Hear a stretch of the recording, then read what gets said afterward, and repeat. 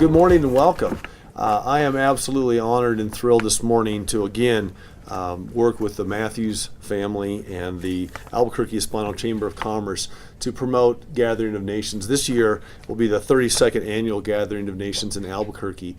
And with me are the founders and really the leaders of this great event for our city. Derek Matthews is here. Derek will say a few words in just a minute.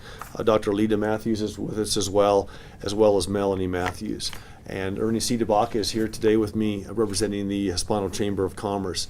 This, for me as a mayor, is really one of the keystone events in our community, and it has been for many, many years.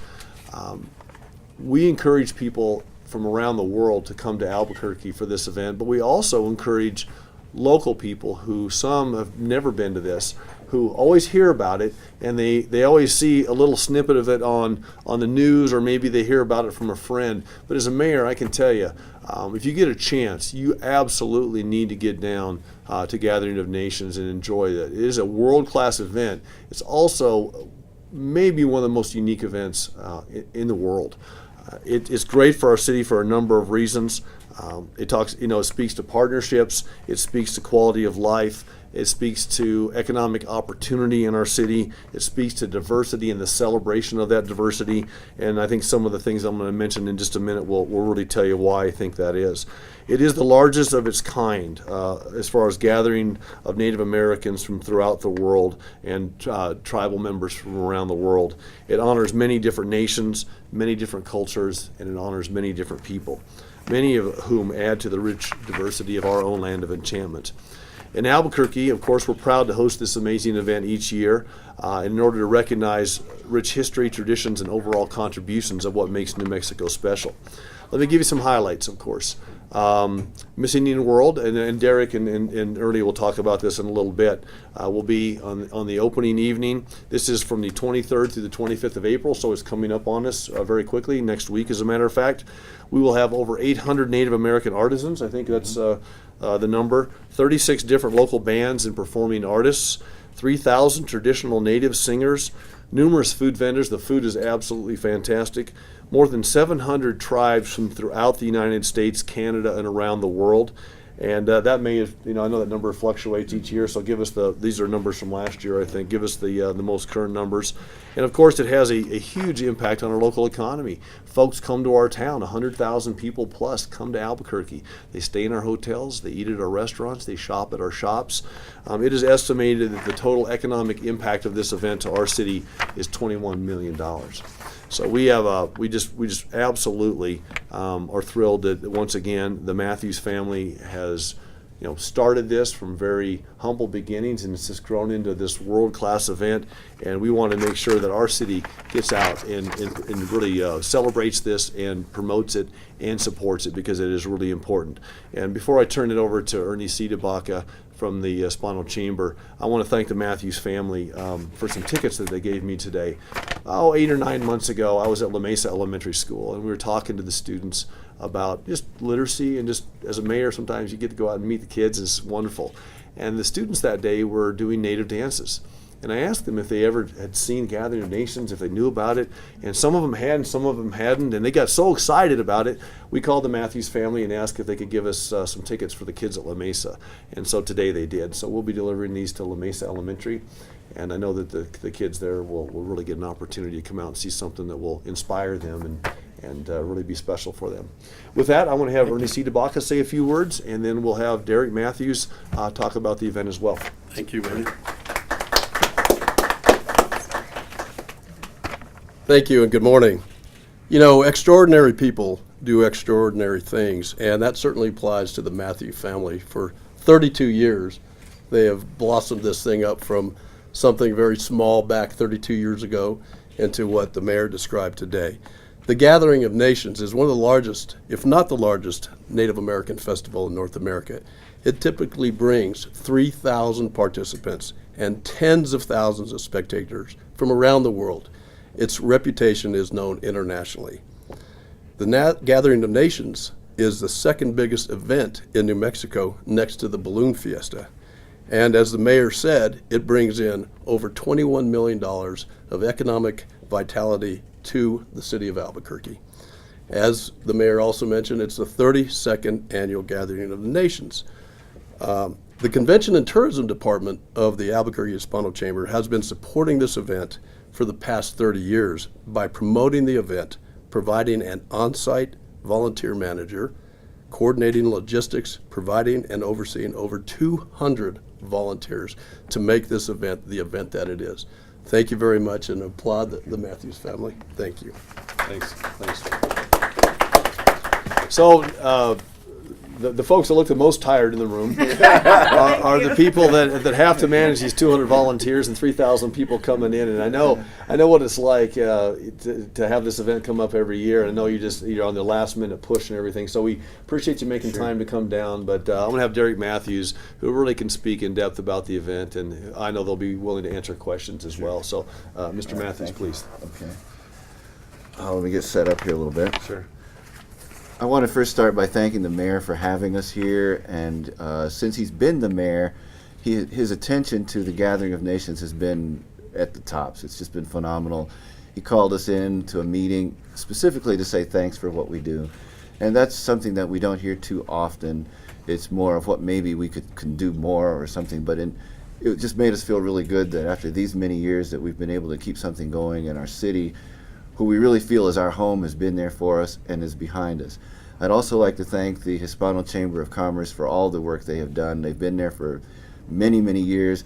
And Cecilia, who works at the Hispano Chamber, we didn't even know them at all, and she called us in so many years ago. I think she may have just started working there. She might have been just a little over 21 years old or something, and said that they really wanted to work with us and they were going to feature us in a lot of their publications and things, and a relationship grew from that to this day that I think we hear from Cecilia as someone with the chamber almost every day, and if it's not for business, it's to call us and see how we're doing, and that's really good too, because once in a while we need that just as a reality check for ourselves, someone to say, how are you doing okay, is there anything I can do for you?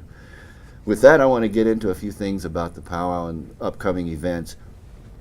And before actually I start talking about the powwow itself, I want to talk about something that is more urgent that we're involved with that will lead into the powwow.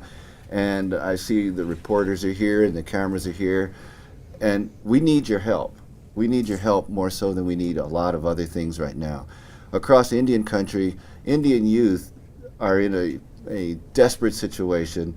I think you could probably call it maybe something like an epidemic. There's this past winter, it's been going on for a long time, but this winter, there's been a rash of suicides across the Indian country, and they're at an alarming rate. And I'll use one community, for example. In Pine Ridge, South Dakota, between November and February of this year, there were 27 suicides. And this is alarming. It's going on everywhere. And if this was in another community, if this was in the Northeast Heights, or if this was in Santa Fe, and suddenly a tremendous amount of people under 21 years old were committing suicide, several in one day, not only would our state and our city be alarmed, but so would the entire country. CNN and everybody else would be on top of it. This is almost completely unheard of, or not being exposed. So I'm calling on your help. You've got the opportunity this weekend coming to be a part of this and help us out. We received a call about 3 weeks ago, and if you think about how much we work on this event, it's a year-round event for us. So when someone calls and says, we'd like to do something, and we have 3 weeks before the powwow, most times we tell them it's impossible. But this time it was the White House calling. And they asked us, they've got a kickoff program, and it's called Generation Indigenous. They run that down and call it Gen I. And they wanted to bring a focus and to try and do something about this alarming tragedy that's going on right now. And they asked if we would get involved and help them out. And so the Gathering of Nations has become a sponsor for this conference that's coming up, and I think I've given the reporters some information on it. It's going to be held on Thursday the 23rd at the Convention Center, and it's just before the pageant, which the Miss Indian World pageant starts that evening.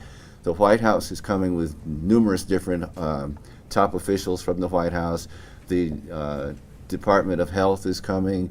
The National Congress of American Indians is holding another breakout meeting.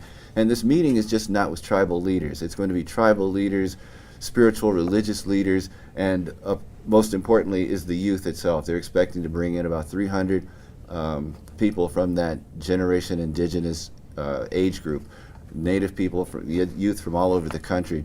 And this is going to be roundtable discussions to come up with answers, to come up with reasons why, solutions. They want to hear from the youth themselves as to what are the problems across Indian country, and then set up a strategy to move forward. And this is going to be going on all summer. The kickoff is here for this, and I believe in July or August they're going to have a much larger event on the lawn of the White House with several hundreds, if not a couple thousand people involved.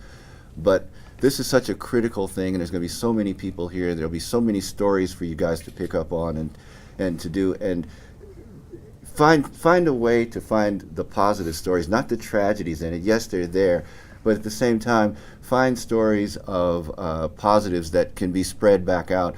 One of the things that happens in our dominant society is we hear from this group, that group, a great basketball player, somebody, and immediately the media picks it up and runs with it. So what we want to do is we want to, yes, identify the problem, but we want to highlight the positives. And some of the positives that are, for example, among the media, Royal Day, who I was hoping might be here today, is a outstanding role model that we really hope that we can bring forward toward Indian country. The Schimmel sisters, I mean, if you've been watching the basketball, Shoni Schimmel now was drafted last year as a #1 draft pick to the Atlanta Dream, and was the league most valuable player in the All-Star game this year, and many, many other accolades. Well, she too will be, and her sister and her family will be a part of this. Across Indian country, if you ask kids in the city when they're this big or however, you say, what do you want to be when you grow up? Well, they've got an array of things they might want to be. You ask a kid on a reservation what he wants to be, and he says, I don't know. What are you talking about? So there's this opportunity, if we can identify people and different environments that are quality that they can look up to. And it's just amazing that we've got this media here today, which in my opinion, because my educational background was in media, I was a television director and so on for a few years, and I understand the power of the media. And without the media, no matter how much effort you put forward, that story can't be told. It's not spread. So I just want to put that out and ask you guys to help us through the weekend and go back and talk to your program directors, your station managers, and tell them what I've told you today. Play this tape for them. I know that we're only going to get about 10 seconds on the news, but you have my story that you can spread and discuss. And so with that, I've told you about their meeting. It's called 2015 Generation Indigenous, the Gen I Youth Gathering, and that's at the Convention Center on the 23rd. That's going to start at 11:30, and it's going to wind up about 4 o'clock. And there'll be, I think it's Ballroom A or Ballroom C, I don't quite remember, but you'll find them at the Convention Center.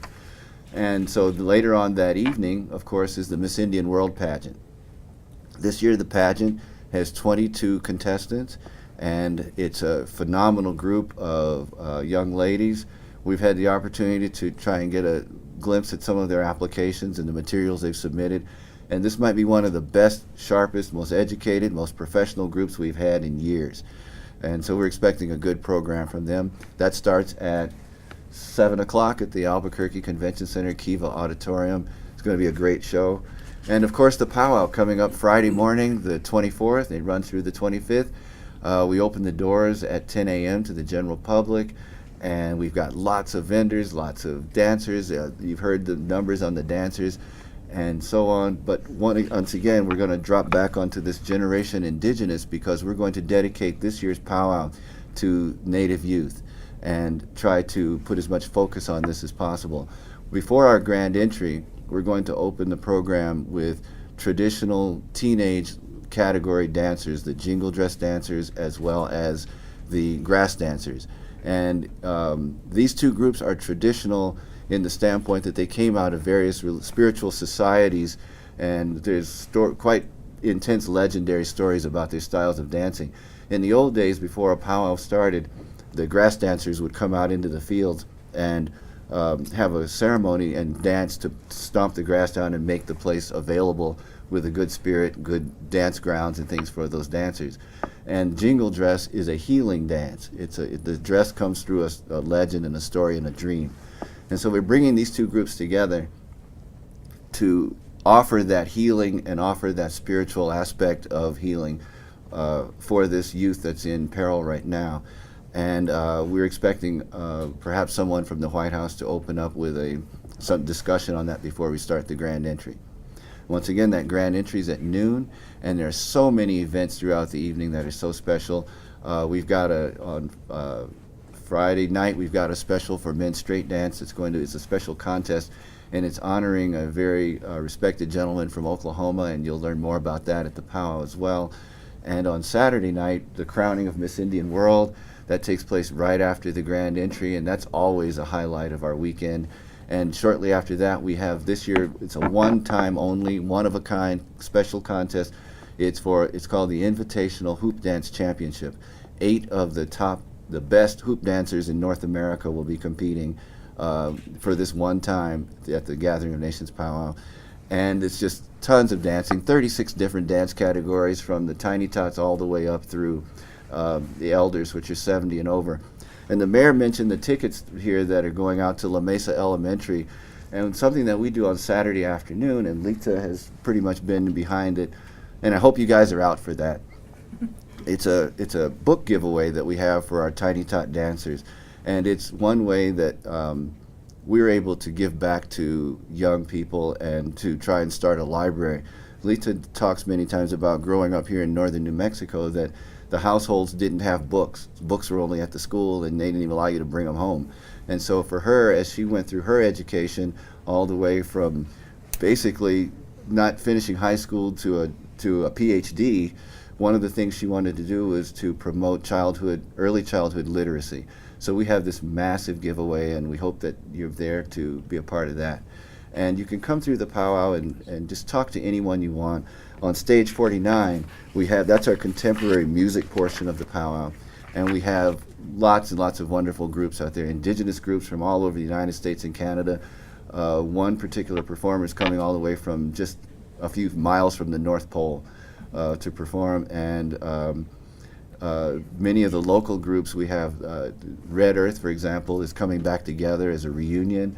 And Native Roots, many of you have heard of Native Roots. This will be a CD release party for them on Saturday morning. And on the evenings out on stage 49, one night we have a group called a Tribe Called Red, and they're a DJ group. And on Saturday night we finish with a glow party, and DJ Logic, who is a very famous DJ, will be here for that. So we want everybody to come out and have a good time and enjoy the powwow. It's a phenomenal event. It's a lot of work. It's our life's work, and it's a very emotional, spiritual event. They say that in fact, it's a known fact that the drums, the music, the songs pertain a healing, a spiritual healing. And I want to, just before I close, use Lita here as an example of that. 5 years ago, she had a liver transplant, and we were at the Mayo Clinic and waiting to go in for the transplant. And the surgeon's assistants came out and told us, well, the doctor, first of all, he keeps the operating room about 50 degrees, but he plays this music. He plays all this loud music all the time. So the surgeon came out to talk to the family, and so I asked him, I said, well, what kind of music do you play? He says, whatever you want. Does Lisa have anything in particular? And I said, yes, she does. And so we had just arrived back from Capitol Records with the CD that hadn't even printed it yet. I had the master, and I handed it to him and said she'd really like to hear this, and some of her other favorite music went in there with it, and he played it the entire time. He came back out about 4 o'clock, and the surgery was over, and he says, this was a miracle of miracles. He says, it's beyond me how well this went. And he says, every surgery that I do, transplant, is a miracle, but this one I had very little to do. We put the liver in, and it started on its own. And sure enough, later on that year, that particular CD, A Spirit Rising, won a Grammy, and it was the last Grammy for Native American music. So there you see that spirituality and Western medicine can come together and to do something very special in a healing process. And that's what so many people that get that benefit from the Gathering of Nations each year.